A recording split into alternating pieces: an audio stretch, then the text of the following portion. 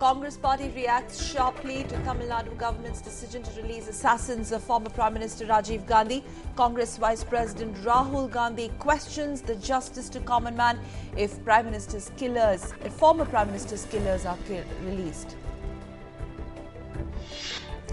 AICC General Secretary Ajay Markan condemns TN government's decision to release the convicts, says that the decision is against the very basic spirit of rule of law and natural justice.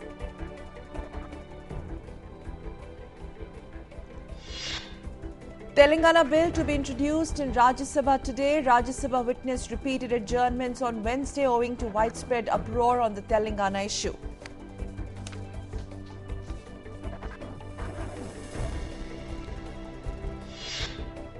Prime Minister Dr. Manmohan Singh discusses the issue of Telangana bill with Leader of Opposition in Rajya Sabha Arun Jaitley. Sonia Gandhi requests the Prime Minister to grant special category status to Seemandhra for 5 years.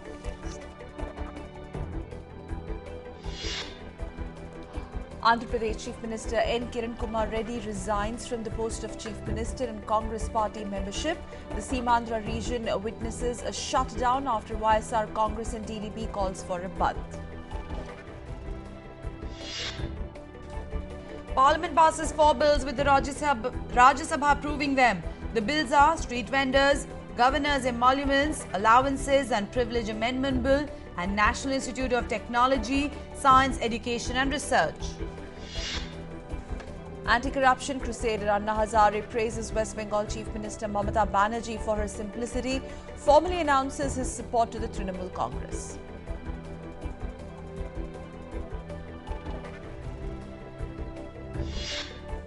BJP appoints Harshvardhan as the president of the party's Delhi unit, replacing Vijay Goel from the post. Party President Rajnath Singh made the appointment after accepting Goel's resignation.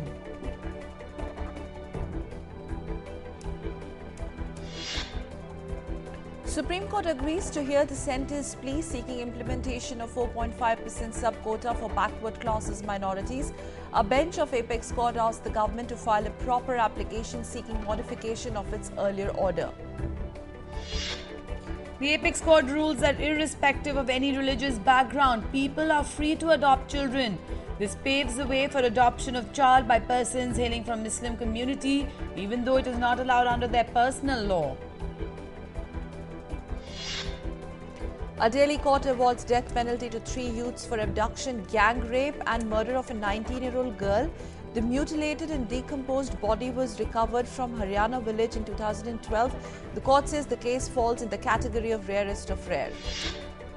Indian Institute of Management, Bangalore appoints Kiran Mazumdar-Shaw as the chairperson of its Board of Governors. At the meeting of the Board of Governors, the chairperson Mukesh Ambani expressed his decision to step down.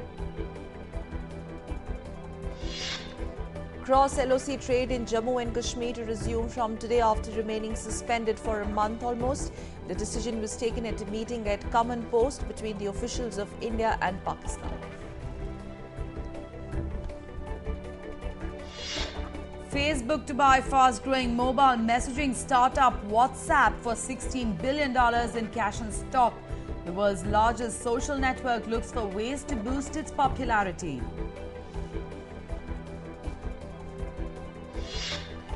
And India and energy-rich Bahrain decide to constitute a joint commission to boost ties. The decision comes after a meeting between Prime Minister Manmohan Singh and King Hamad bin Al Salah in Khalifa, who is on his maiden visit to India.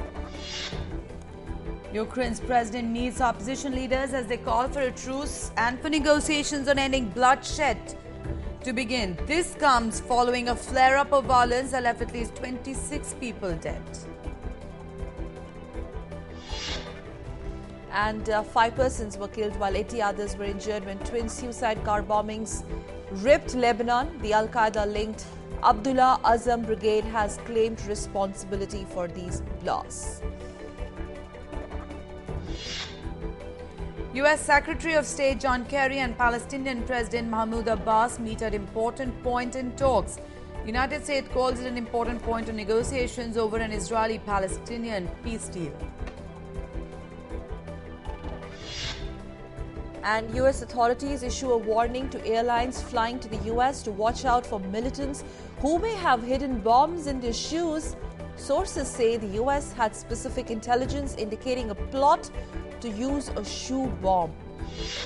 And India's campaign in the Sochi Winter Olympic Games come to a disappointing end, with Himanshu Thakur finishing 72nd in the men's giant slalom event. Himanshu clocked a combined timing of 3 minutes 37.55 seconds over 2 races to finish last among those who completed the race.